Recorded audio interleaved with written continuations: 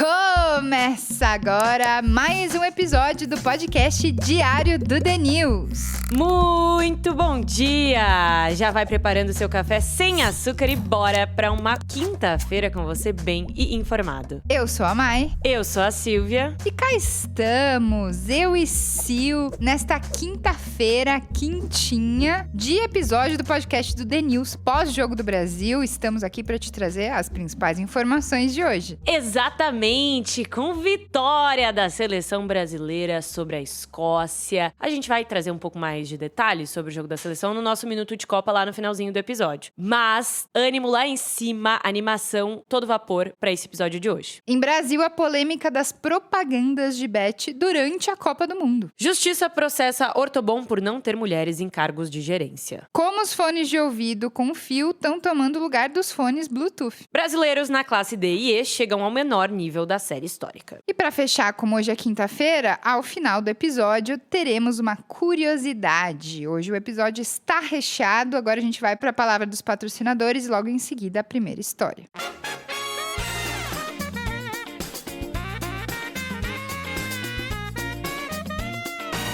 Mai, depois de toda a tensão e emoção do Jogo do Brasil ontem, hoje o país acorda de volta à realidade e à rotina, né? Com certeza, Sil, a gente acaba gastando toda a nossa energia torcendo e a única coisa que não pode faltar hoje cedo é a energia do carro ou da moto na hora de dar partida. Se a bateria acabou e te deixou no banco de reservas, o Moura Fácil resolve. Você pede no site e o técnico chega onde você estiver em até 50 minutos. É o delivery oficial da Moura com frete e instalação grátis que não te deixa na mão na hora do imprevisto. O link tá na descrição.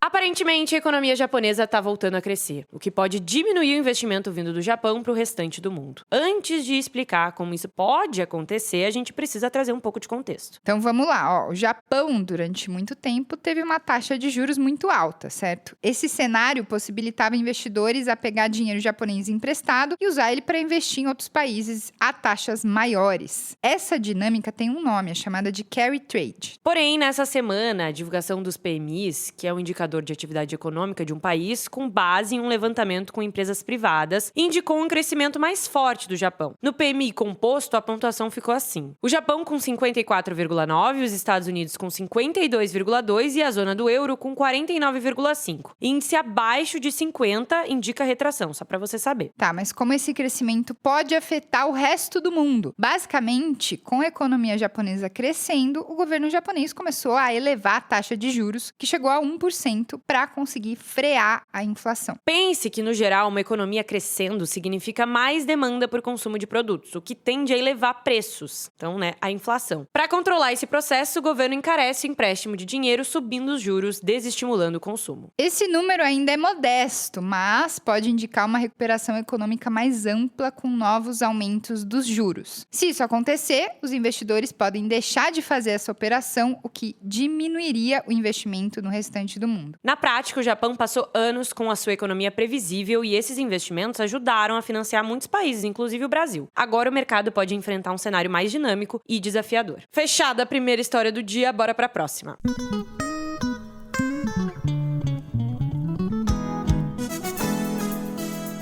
Será que tá na hora da gente esquecer o bolão feito no papel? A Copa do Mundo desse ano tá caminhando a passos largos para se consolidar como o maior evento de apostas da história da humanidade, com projeções apontando uma movimentação de mais de 50 bilhões de dólares no mundo. São 15 bilhões de dólares a mais do que o registrado na Copa do Catar, impulsionados pelo novo formato de 48 seleções, que adicionou 40 partidas ao calendário desse ano, e pela liberação das apostas em grande parte dos Estados Unidos. No Polymarket, o mercado para adivinhar o campeão do mundo, já acumulou quase 2 bilhões de dólares, ficando atrás só das eleições americanas. Aqui no Brasil, esse dinheiro todo ligou o sinal de alerta e colocou a Cazé TV no centro de um debate nacional. Detentora dos direitos digitais de todos os 104 jogos, o canal virou alvo de duras críticas pela presença de publicidade de casas de apostas. Parte do público reclama principalmente de narradores e comentaristas sugerindo palpites e divulgando odds AirPods, né, em tempo real. Um formato que não é tão comum acontecer em outros veículos, apontando que o modelo acaba normalizando e estimula até o vício. A deputada federal Erika Hilton acionou o Ministério Público Federal com uma representação para tentar proibir que comentaristas esportivos façam propaganda de bets durante as transmissões ao vivo. Mas, por outro lado, o próprio Cazé veio a público se pronunciar e disse que o mercado de direitos esportivos de transmissão é inflacionado e que parcerias comerciais pesadas, como as bets, que pagam bastante, são o único meio de garantir uma transmissão 100% gratuita. Bom, então falamos de bets em Brasil, agora a gente parte para a nossa próxima história.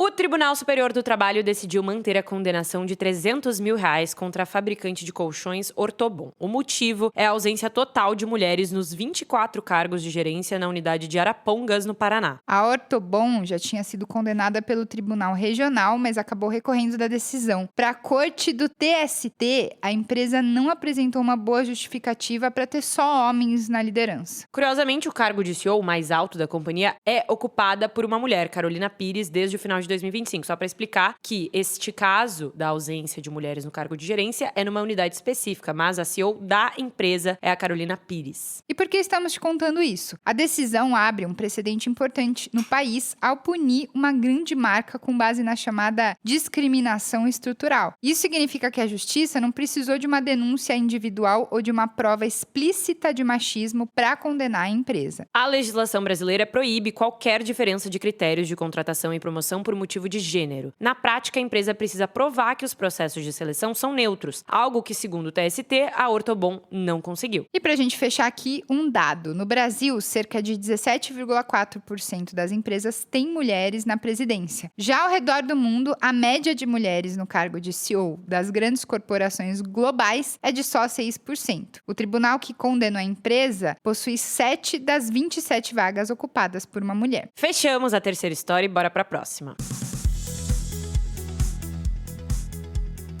Olhar ao seu redor e ver um jovem com um fone de fio e um livro na mão pode estar se tornando cada vez mais comum, ou melhor, voltando a ser mais comum, né? Entre a geração Z, os fones Bluetooth e os livros digitais, né, nos tablets, estão dando espaço para os velhos conhecidos, né, que a gente usava antes, as versões analógicas. Pois é, no último ano a venda de fones com fio voltou a crescer depois de 5 anos de queda contínua. No mesmo período, as vendas de livros impressos registraram uma alta de 6,5%, contrariando previsões de que o digital dominaria completamente esse mercado. E agora a gente vai listar alguns motivos por essa volta ao passado. A primeira delas é a nostalgia. Parte da resposta do porquê isso está voltando está nela. Em uma época marcada por inteligência artificial e vários algoritmos, esses livros físicos e fones com fio remetem a uma rotina menos acelerada. Para você ter uma ideia, 50% da geração Z diz sentir nostalgia por mídias mais antigas. Outro ponto é a cultura wellness. A busca por momentos offline e uma rotina fora das telas casa com a experiência sensorial oferecida pelos analógicos. Os livros físicos afastam das notificações, enquanto os fones com fio não têm bateria, pareamento ou atualizações. Um outro ponto é o status. Já que em um mundo onde músicas, filmes e livros podem ser acessados instantaneamente, você ter aqueles objetos físicos voltou a funcionar como forma de expressão pessoal. Então, uma estante ali cheia de livros ou um fone visível no metrô acabam comunicando gostos, hábitos e uma identidade sua, né? Uma personalidade. E para fechar, o preço. Em um mercado que tecnologia custa cada vez mais, itens mais baratos ganham espaço. A escolha vem com um discurso de rejeição à necessidade de transformar cada aspecto da vida em um gadget conectado. Mas isso não quer dizer que a tecnologia flopou. Os fones Bluetooth responderam por 65% da receita do mercado, enquanto os e-books seguem sendo uma parcela relevante do universo editorial. O que chama mesmo a atenção é o retorno desses produtos que parecia que a gente não ia ver nunca mais, né? Bom, então falamos um pouco de tecnologia, agora é a hora da nossa última história de hoje.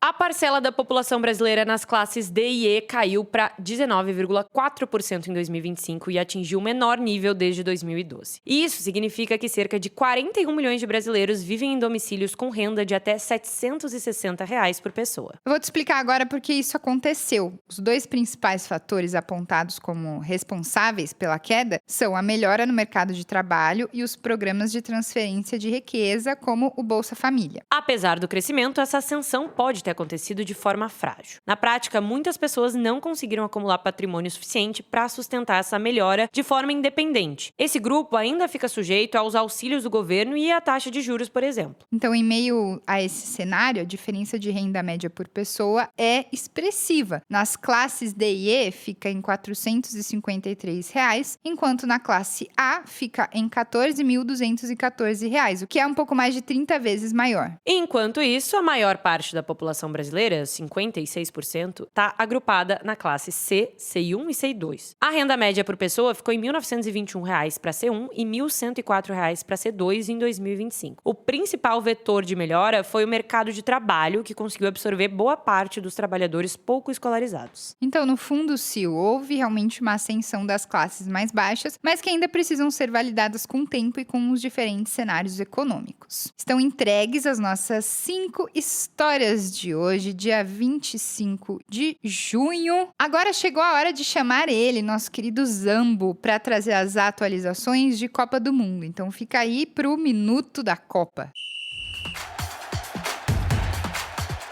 Estamos no mata-mata. Não é ousadia nenhuma dizer que foi a melhor partida da seleção brasileira na Copa do Mundo. A gente dominou a partida do início ao fim e vencemos a Escócia por 3-0 com um show de Vini Júnior marcando mais 2 gols, tá on fire, e também do Ryan, que entrou como uma luva no time titular. E é claro, o mais importante de tudo, a gente se classificou para o mata-mata como o primeiro colocado do grupo C. O que isso significa? O importante é o seguinte, a gente vai jogar o próximo jogo, a disputa dos 16avos, na segunda-feira, às 14h. Então já manda mensagem para o seu chefe para ver como é que vai ficar home office, como é que vai trabalhar, porque o que importa é o Brasil. Bom, e aí é o seguinte, o nosso adversário pode ser ou o Japão, ou a Holanda, ou a Suécia. A seleção que a gente vai enfrentar vai ser definida hoje, a partir das 20h, quando essas equipes jogam e aí vão definir quem fica em primeiro, quem fica em segundo e por aí vai.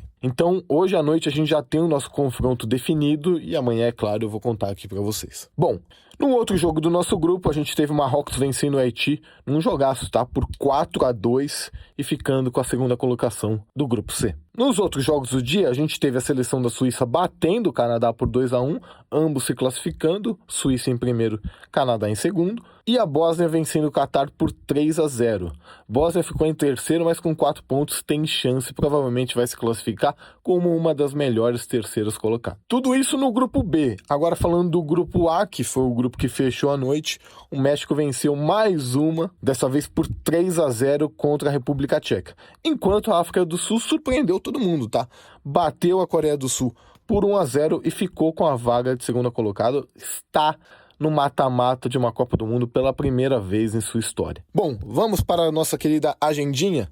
Hoje, às 5h, a gente tem Curaçao contra a Costa do Marfim e Equador contra a Alemanha. Jogos importantes, tá? A Alemanha já está classificada, só que não está garantido como primeiro lugar. E aí muda tudo, né? Se fica em primeiro, se fica em segundo, muda o lado do chaveamento, muda as seleções fortes que você pode enfrentar ou não. Então é muito importante. Às 20h, são os jogos que a gente tem que ficar mais de olho, que é aí que vai ser definido o adversário do Brasil. A gente tem Japão contra a Suécia e Tunísia contra a Holanda. E aí, para fechar o dia, às 11h, a gente tem Paraguai e Austrália. Jogaço, tá? As duas vão lutar muito pela segunda vaga do grupo. A primeira já é dos Estados Unidos, que vai enfrentar a Tunísia no mesmo horário. E é isso aí, pessoal. Amanhã eu volto com todas as informações e principalmente tudo sobre o adversário do Brasil da próxima segunda. Muito obrigada, Zambo, ele mesmo. Agora vamos rapidinho para palavrinhas patrocinadores e depois a gente vai trazer a curiosidade do dia para fechar o episódio de hoje.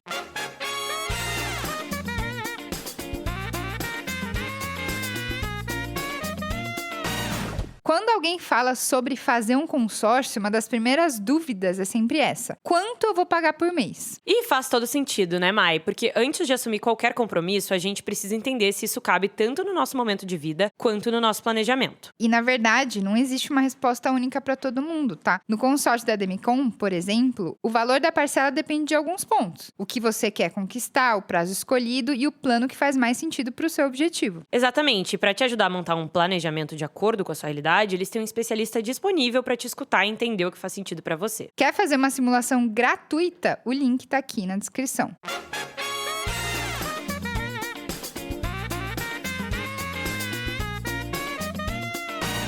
Bom, vamos então com a curiosidade do dia. A gente teve jogo da Seleção Brasileira ontem e antes mesmo da bola rolar, já tinha um brasileiro que tinha garantido um lugar ali na história do Mundial, tá, Mai? Porque o Galvão Bueno, entrou pro Guinness ao atingir a marca de 148 partidas de Copa narradas na televisão, maior número de narrações. Isso aí, ele ganhou um prêmio reconhecido pelo Guinness Book. E uma outra curiosidade é que a Silvia conhece o Galvão, né, Sil? É verdade, já entrevistei Galvão Bueno, meu amigo pessoal, dá pra dizer assim.